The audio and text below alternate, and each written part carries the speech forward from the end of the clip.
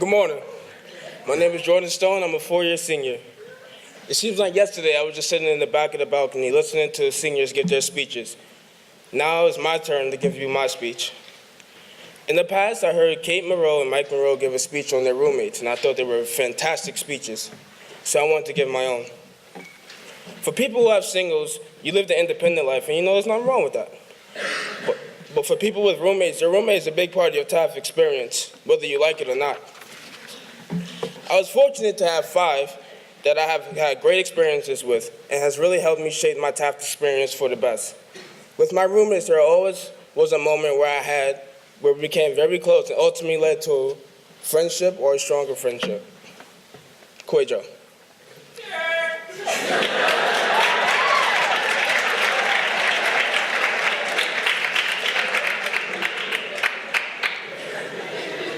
In the summer of 2008, we both attended the TAF summer school.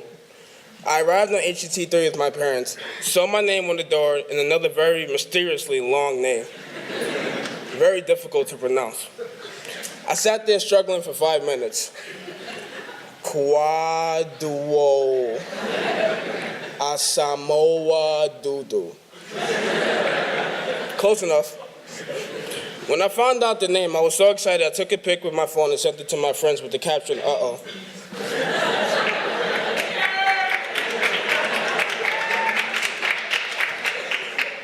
Minutes later, a swagged out African man walks in with a suitcase that barely fits through the door.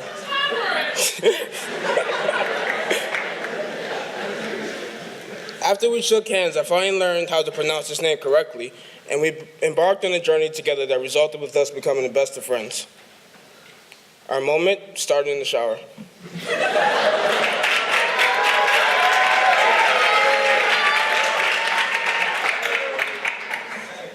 We walked into the showers at HCT 3 and was intimidated by the lack of privacy. Being surprised, we had no idea how to tackle the situation. Cuejo had an idea to take a shower with our underwear on. So the next day we walked in with our soap, shampoo, slippers, and our underwear. We showered while singing Gold Digger by Kanye West because that's the only song we both knew. It was one of the first moments of bonding. There were other moments of bonding which included Cuejo spending $35 in Boston for 4 pieces of shrimp,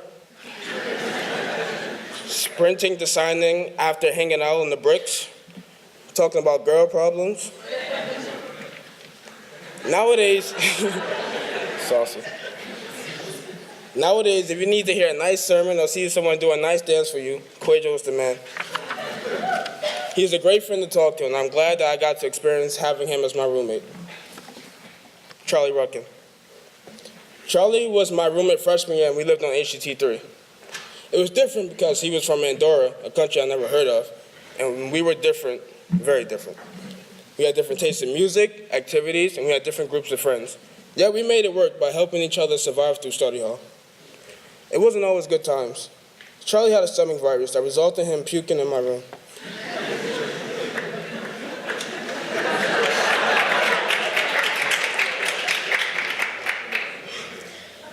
He got to sleep in the cozy health center while I had to sleep in the common room with a sleeping bag. Another time was when Charlie's dad passed away.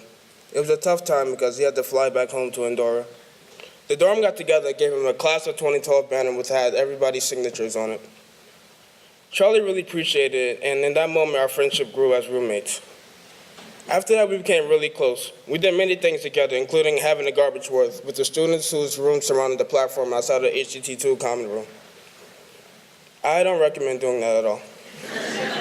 The garbage work consisted of everybody attempting to throw garbage into the other player's room. Any garbage was fair game. The results? George being quite angry at all of us, Pepto-Bismol on my window for the remainder of the year, and a great moment of bonding with my roommate. We still remain friends, and I wish him luck as he attends Rochester next year. I was very fortunate to have him as my roommate and as a friend. Kevin Trotman. Yeah. My next roommate was Kevin Trotman. It was different because it was the first time I actually got to choose my roommate.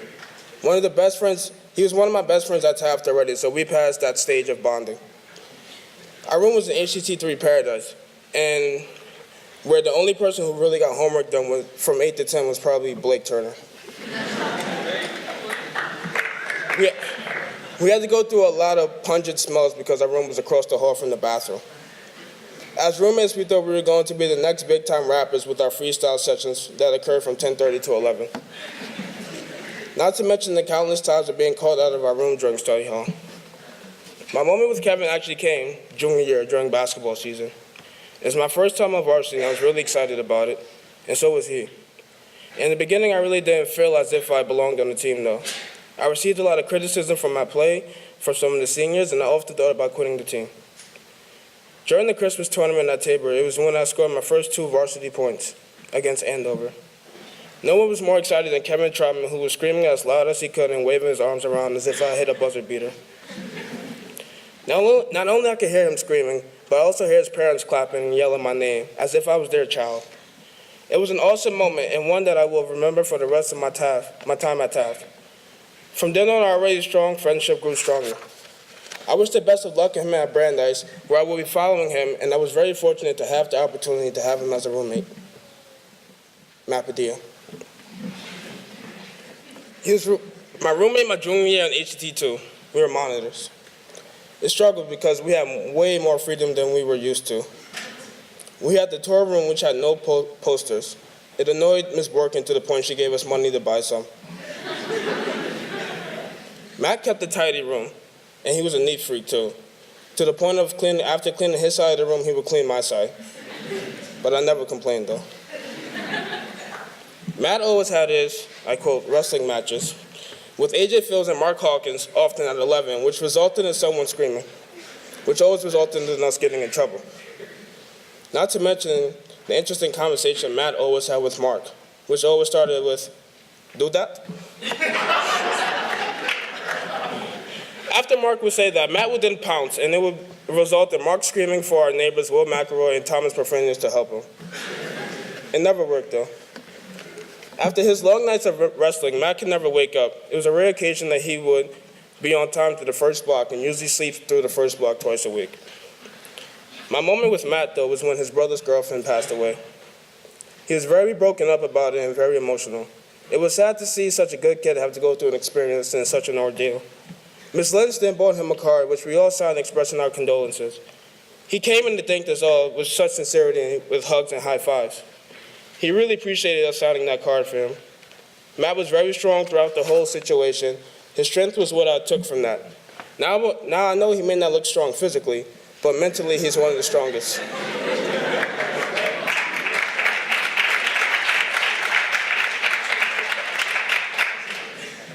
He continues to hold it down at HTT2, and I wish him the best next year. Frankie Benavides. It was different because I knew Frankie from my old team. And Taft is where I actually got to know his personality off the football field. He's a great friend to have, and I can remember countless moments where Frankie was always there to help. Just think of last year when Quadro hurt his ankle on the track and Frankie carried him from the track all the way to the trainers. Recognize it right now.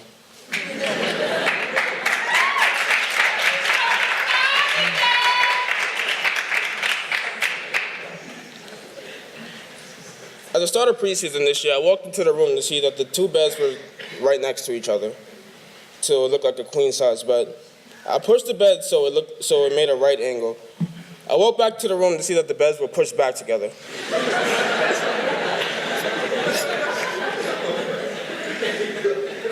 I questioned this action, and Frankie states, "I thought we could save room by pushing our beds together."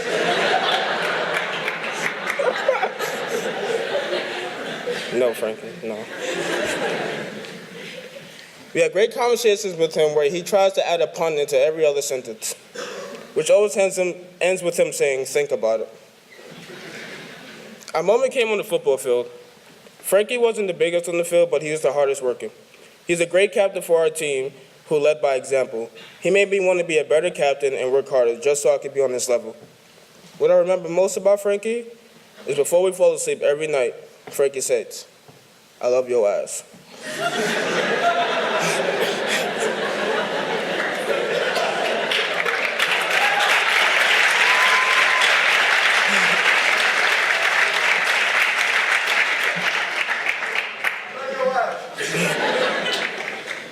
I had a lot of moments with my roommates, which resulted in friendships.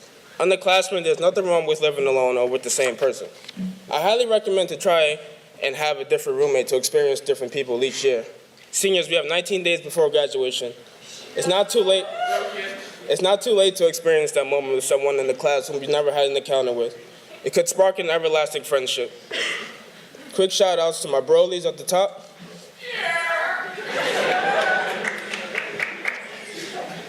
Miss Candace Dice.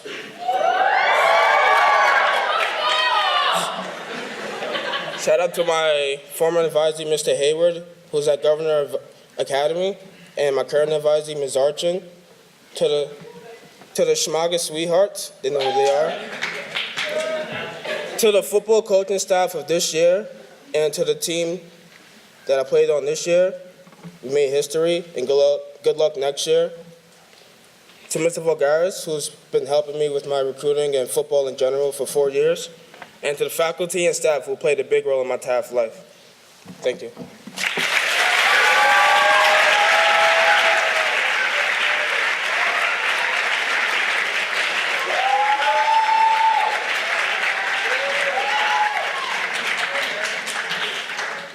Hello, my name is Kalnins. I'm a 4-year senior, and in February, I lost one of my best friends within a period of about 2 weeks.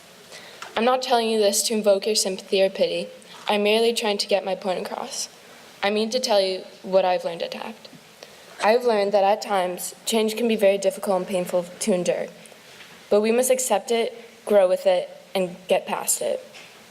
I'm still too afraid to talk to these old friends face to face, so I just want to take this time to say that I truly regret what transpired in February, and I apologize for everything that happened, even though I'm not really sure what that was. I don't know how or why all of this occurred, but it happened, and I've learned how to move past it.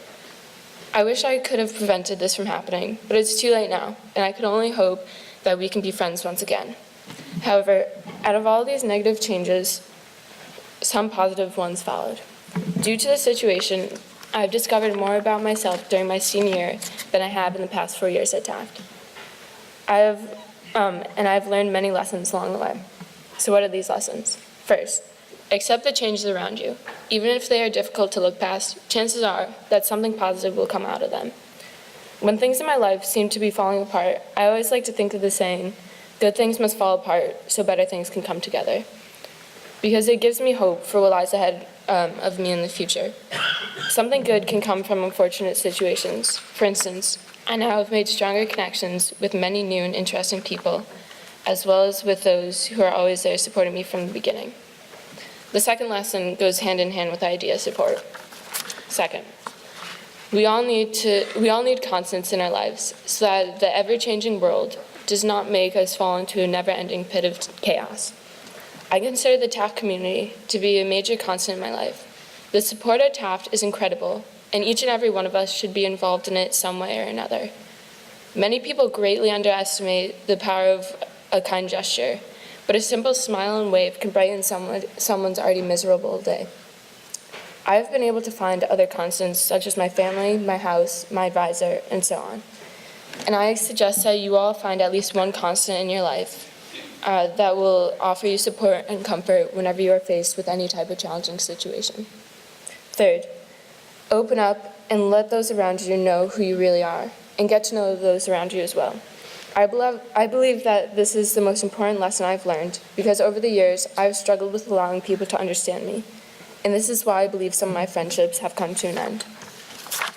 You will be alone, even if you are around other people, if you don't open yourself up, because they won't know how you are feeling or why. For instance, someone that I knew for 3.5 years did not know when I was upset, and this is completely my fault. It is also extremely important that you go out of your way and get to know people around you, because friendships are a two-way street, and we all have to work at it in order for it to succeed. As of now, I could probably count on one hand the number of people that truly understand me, and who I really understand on the other hand. I'm disappointed in myself for not taking the time to let more people inside of my thought processes. So I hope that you can learn from my mistakes and get to know your peers, not just through general information, get to know what makes them who they are. Overall, Don't be afraid to change. Just look ahead to the future and know that if you open yourself up to others, their support will hold you up if you ever fall.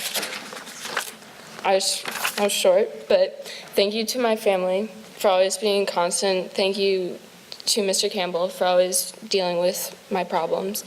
And also, thank you to everyone who has been there for me over the years.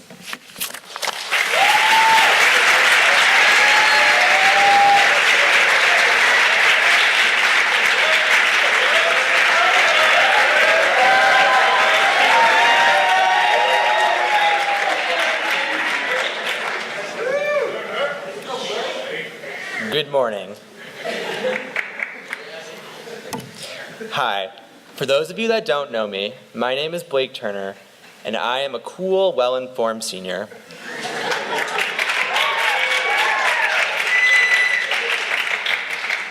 Now, as the bricks are down for the class of 2012, with graduation on the horizon, I feel that I'm leaving Taft with an emerging sense of clarity.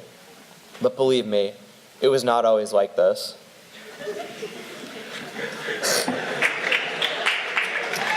Five years ago, I remember watching the movie Forrest Gump while preparing for my bar mitzvah.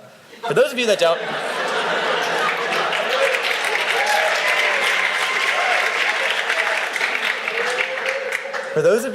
know, the bar mitzvah is supposed to symbolize a boy's passage into manhood, and I was supposed to be morally responsible for my actions.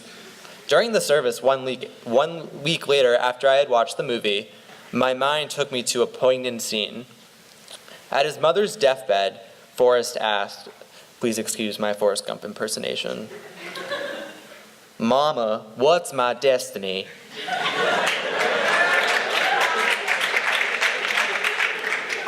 The scene struck a chord with me, and all through the rest of the service, the word destiny echoed in my mind. What was my destiny, and was I supposed to have a specific path in life? Well, as soon as I began thanking my sister in my specially prepared speech at this rite of passage where I was supposed to transition from boy to man, I began to cry in front of everyone. That's not funny. I couldn't control my raging emotions. Although I was supposed to embody this idea of manhood in my emerging identity, I felt so confused about myself and where my life was going.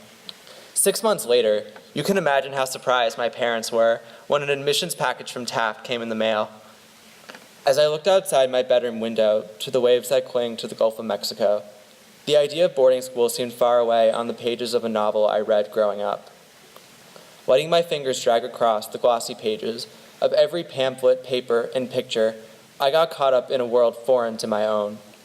I let the images piece together Taft, and I imagined myself in a different hill, studying under the shade of blossoming trees, or discussing issues around a wooden table.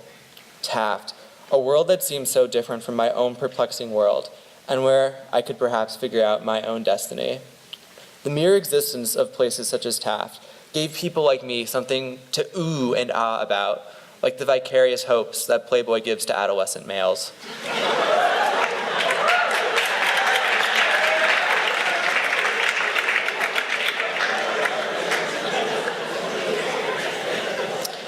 And so, on September 8th, 2008, ostensibly, I came to Taft in search of greater academic opportunities, but I wanted something else too.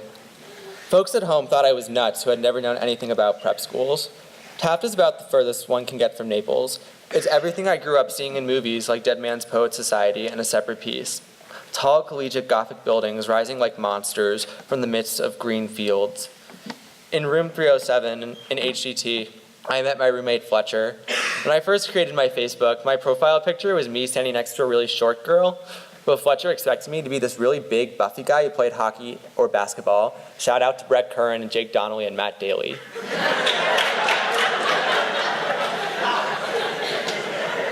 While I had a fantastic roommate who became my good friend, I felt very lost on campus, for I faced similar social pressures that all high school students face.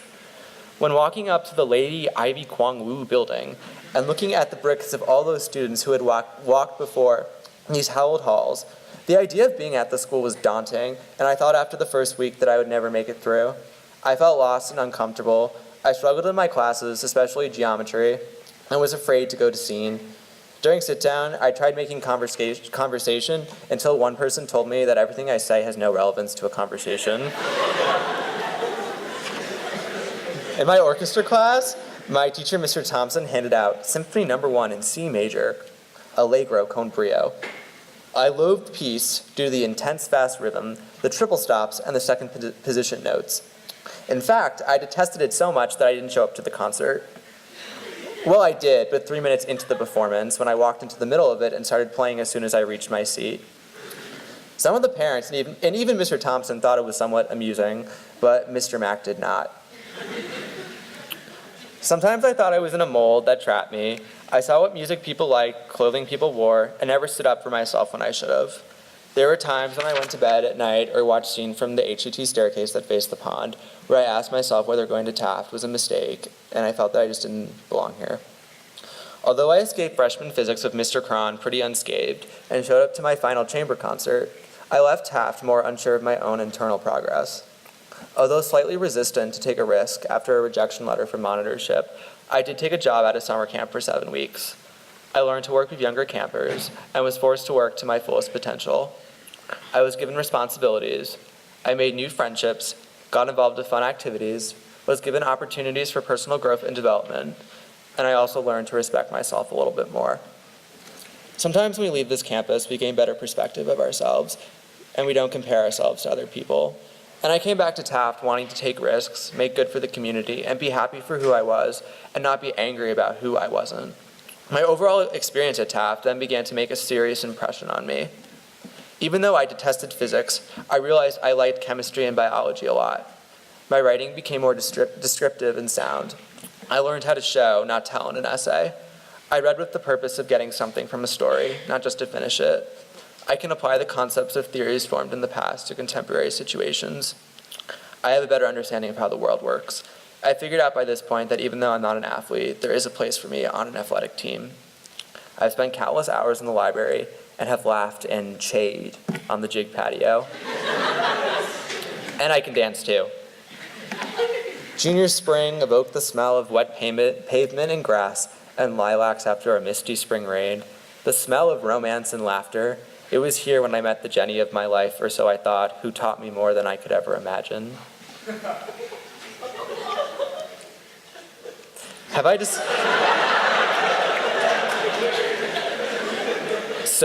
discovered my hidden destiny from being at Taft? No, I haven't.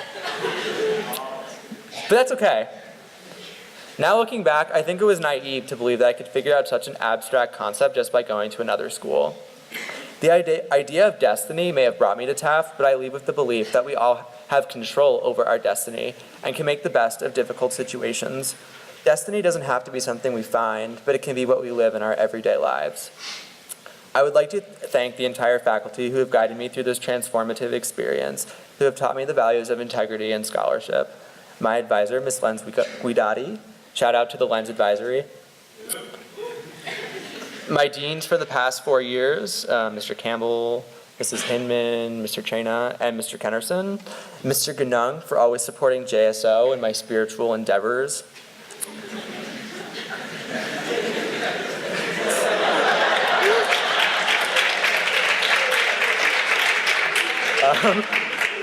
Ms. Sakara for being a wonderful, insightful dorm parrot. Ms. Zarchant for forcing me to struggle and think. Mr. Thompson for inspiring me to keep playing my violin all these years. And Mr. Mack for yelling at me one evening freshman year.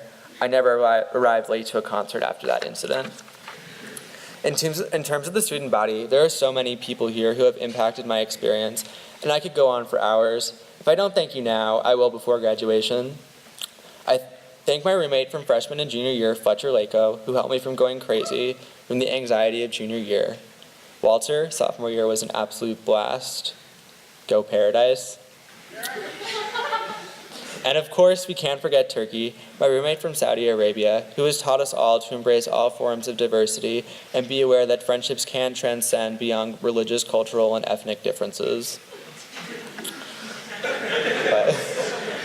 I'll never forget many rewarding moments of clarity experienced here. Here are some that come to mind. When my roommate told me one night that I was one of his close friends who he could confide with, or when I played the Mozart Symphony once more during my junior spring, this time with passion and determination rather than with doubt and defeat. And when my teacher wrote, "You have improved so much," on a mind-boggling paper that still didn't make total sense to me when I handed it in. There is so much more, but if I went into more detail, we'd be going into overtime. Taft has opened all these possibilities for me to explore what I like and what I don't like, develop my confidence, and how I can always strive for excellence while maintaining a strong sense of character. However, all these things pale in comparison to the most significant lesson I have learned from my 4 years, a lesson I learned from the students at Taft. All my life, I was the kid who may have known the answer, but never raised his hand, who knew the lyrics but was afraid to sing, who had an opinion that was never heard. The lesson I learned is not to be afraid of my own light, but to be myself to my full potential and be proud of what I can do. Now, towards the end of my senior year, each of these moments begin to look like a memory, and I search for a way to make the most of my last days at a place that I've come to call home. I don't know what part I will remember most vividly. I don't know what my life will look like exactly when I leave here, but I know that Taft is now in my blood, that this place and the people here have shaped me and helped me become who I am. Perhaps this sounds extremely cliche, but the thing about cliches is that they would not have become cliches if they weren't usually true. Seniors, thank you for standing with me side by side on this transformative journey. You know you want to be one too.